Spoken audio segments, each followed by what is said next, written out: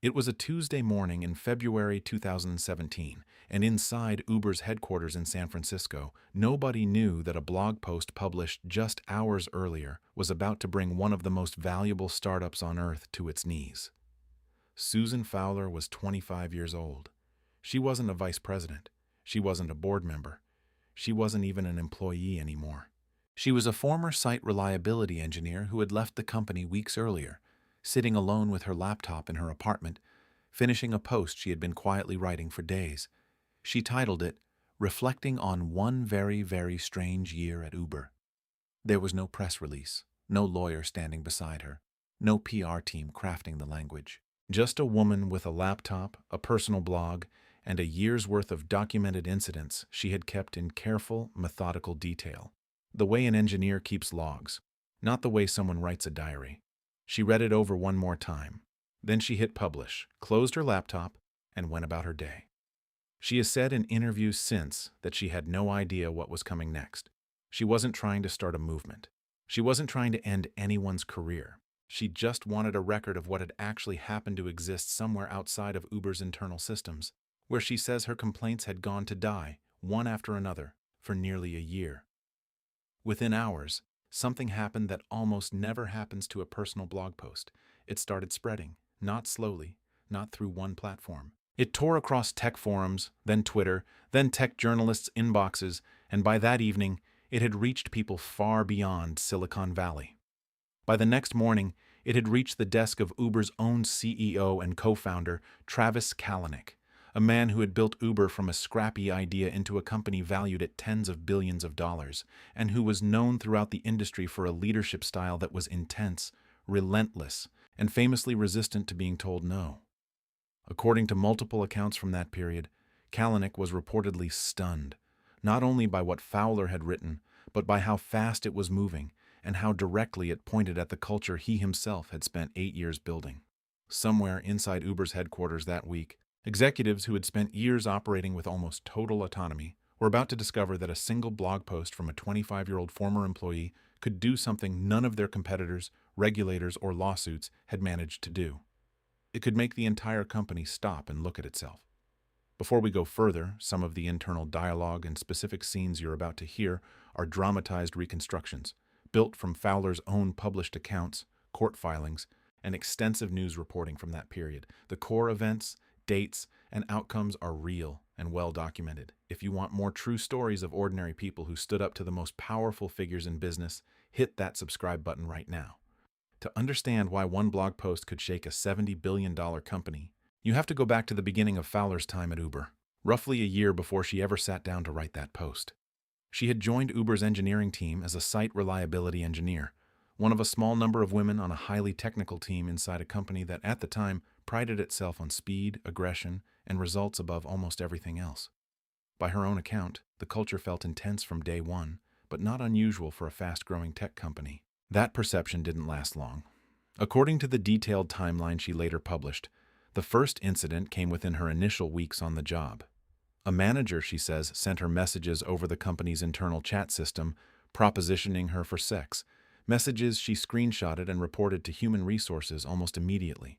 She expected an investigation. What she says she got instead was a conversation that would repeat itself in different forms for the rest of the year. HR told her this was the man's first offense, that he was a high performer, and that the company was reluctant to do more than give him a warning.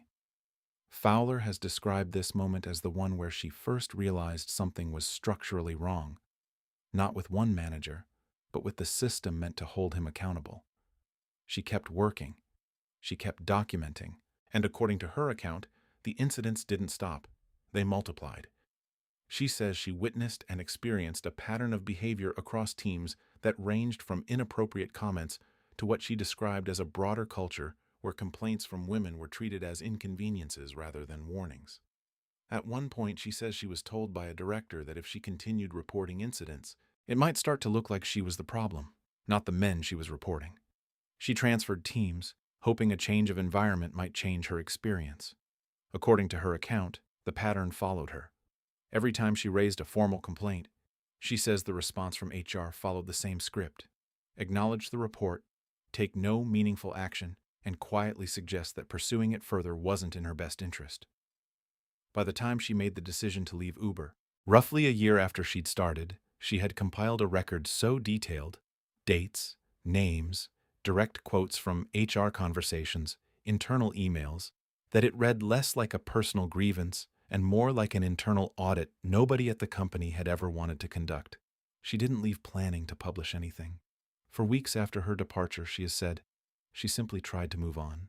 But the more she thought about the years she'd just lived through, the more she felt that staying silent meant the system that had failed her would go on failing the next person and the person after that, without anyone outside the company ever knowing it existed at all. So she opened her laptop and she started writing. The blog post spread faster than anything Fowler could have anticipated. Within 24 hours, it wasn't just circulating among tech workers. It had become the top story on major news outlets, shared by journalists, investors, and eventually by people who had never used Uber's app but understood exactly what they were reading. An unflinching, methodical account of a system that had protected wrongdoing instead of stopping it. Reporters began calling former and current Uber employees, asking a simple question: is this true?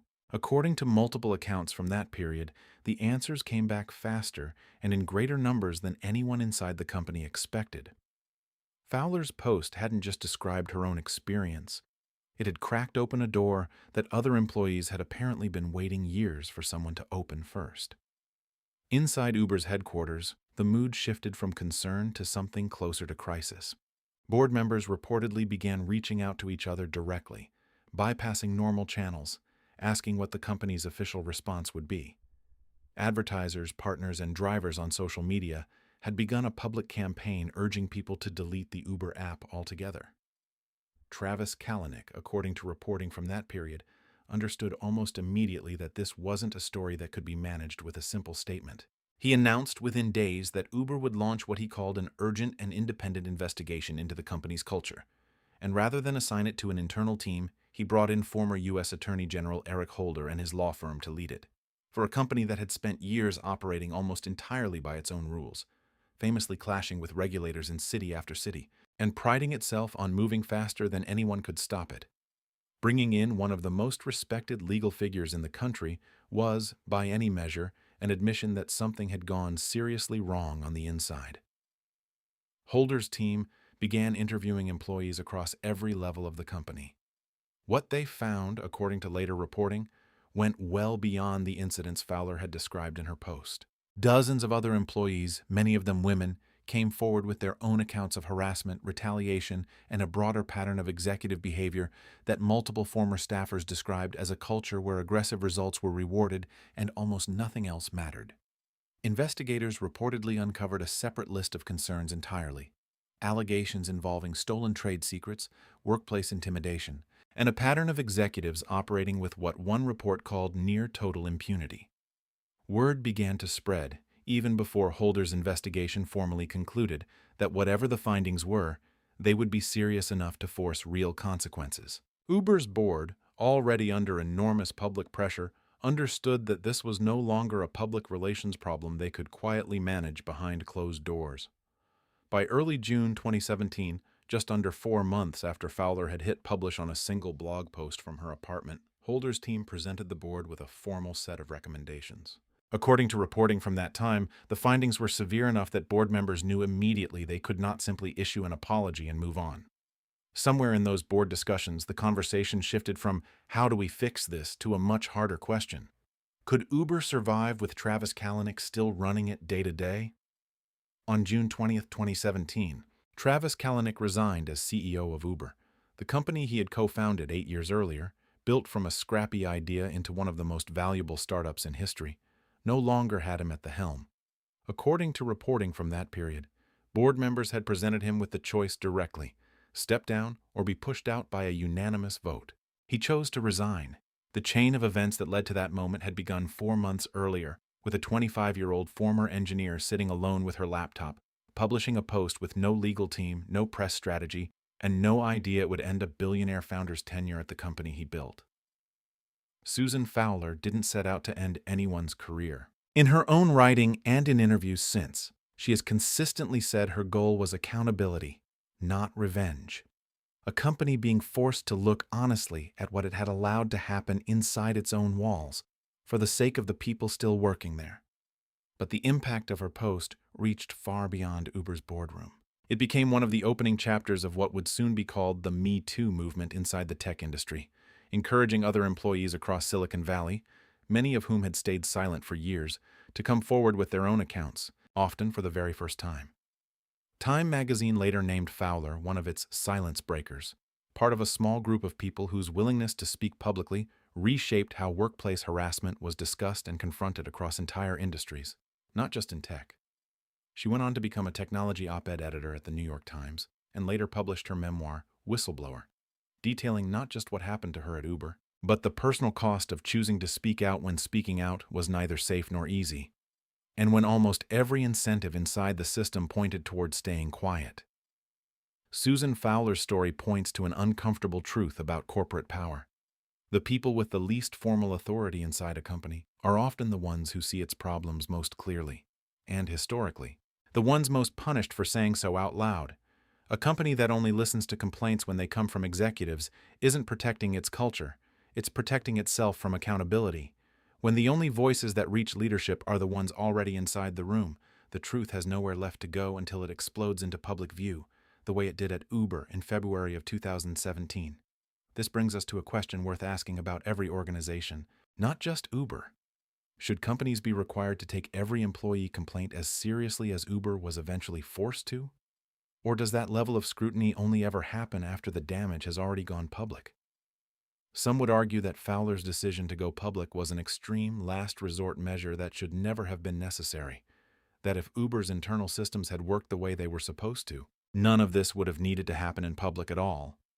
Others would argue that public accountability was the only thing that ever actually worked at Uber, and that without Fowler's willingness to risk her own career and reputation, nothing inside the company would have changed at all. What do you think? Was Susan Fowler's decision to go public a last resort forced by a broken system? Or should more employees facing similar situations be willing to take that same risk?